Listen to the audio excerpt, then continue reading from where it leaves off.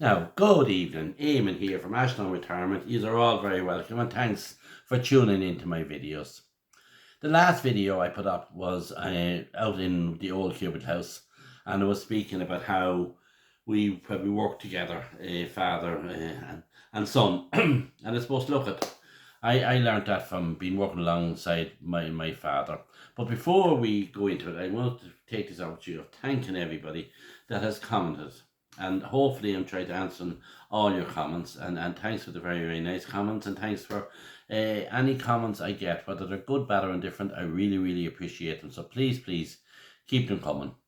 And can you as well, if you haven't already subscribed, will you please subscribe, because it'll really help me in my channel. Because I'm at 160 something. My goal now is to get to 250 like in the end of the month. So listen guys, can you work with me on this, and we'll get to 250 at the end of the month. So thanks to everybody that subscribed. So if you haven't subscribed, just press the subscribe button and notification one, that you'll get the videos. And please continue to comment on that, and I appreciate that. So apologies for my throat is a little bit husky. I'm suffering with a tiny bit of a cold. It's thing of nothing, but it's grand. Kenneth was away for the last 3 or 4 days, and I was working on the farm, and then I suppose, when I was back doing it all again, a lot of thoughts went through my mind, and really appreciate that now that I don't have to. This time of year it's lighter work and that, but I'm really glad that I don't have to do all the work myself, or even with help. And to be honest with you, it's really good to have a son or a daughter working alongside you.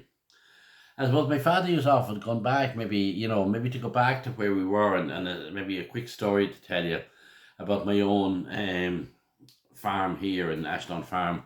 I inherited from my father, and his father, my father, who was Michael, his father died when my father was quite young, and had no will or anything made.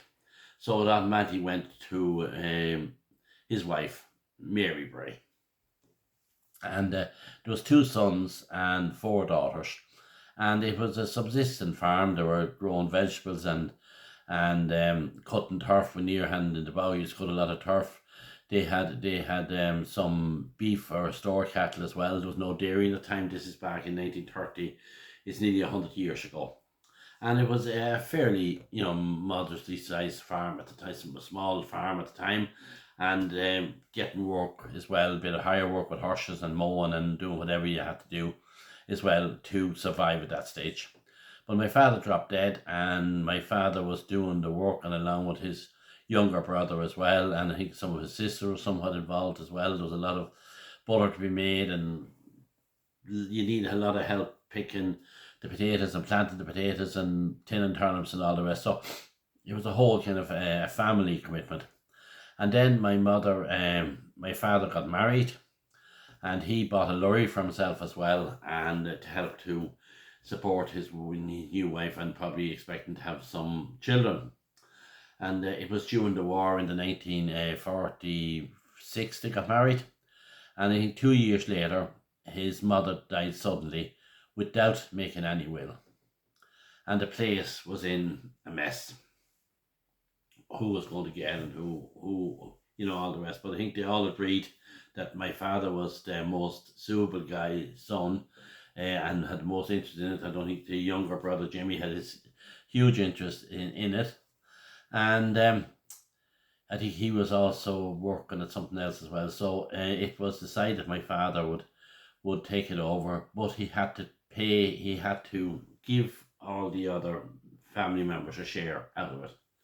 So there was very little money there. I think most of the stock had to be sold, and my father and mother would tell the story about they leased out as an out farm they had, about 20 acres, to a guy, and he was paid.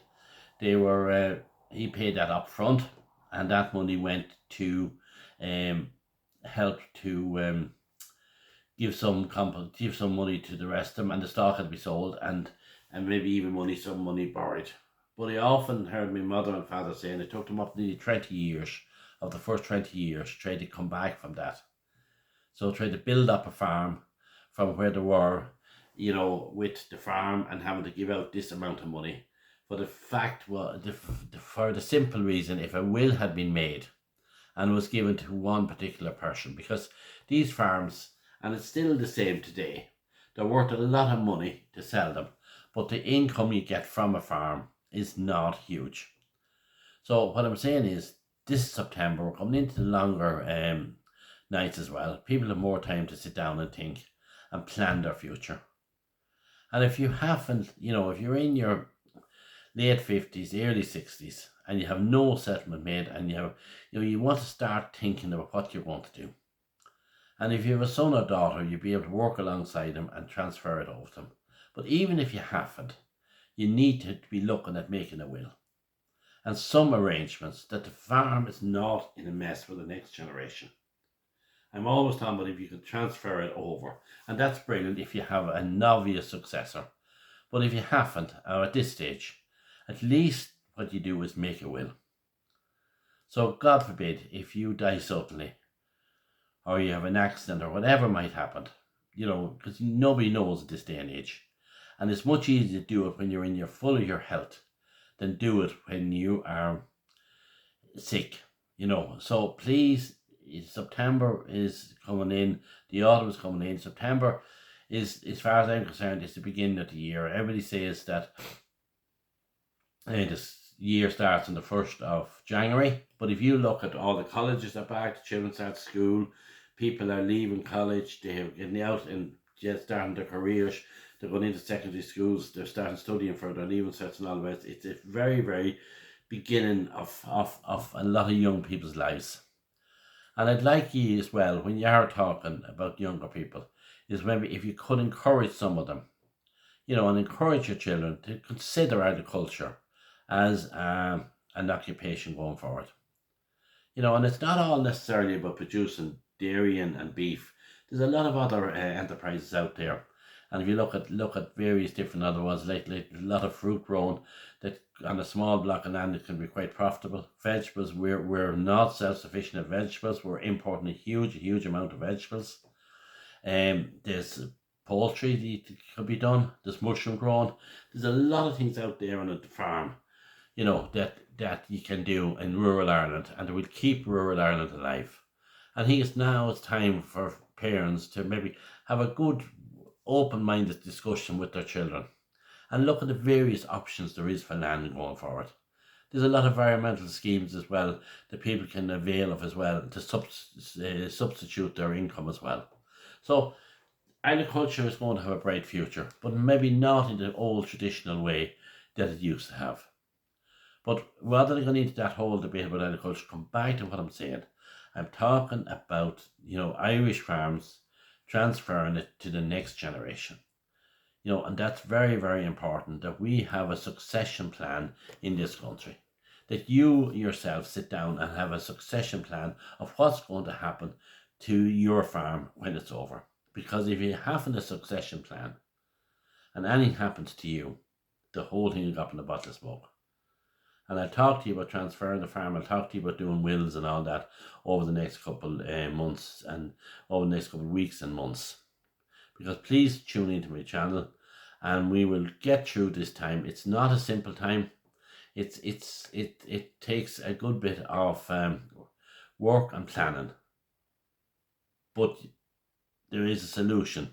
If you work alongside me, and I have a program there as well, and I'm really just interested in that program, all you have to do is email me or telephone me, and you can get your hands on that program that will make life a lot easier for you. Eamon here, signing off, and thanking again for all my subscribers and all the support. Thank you.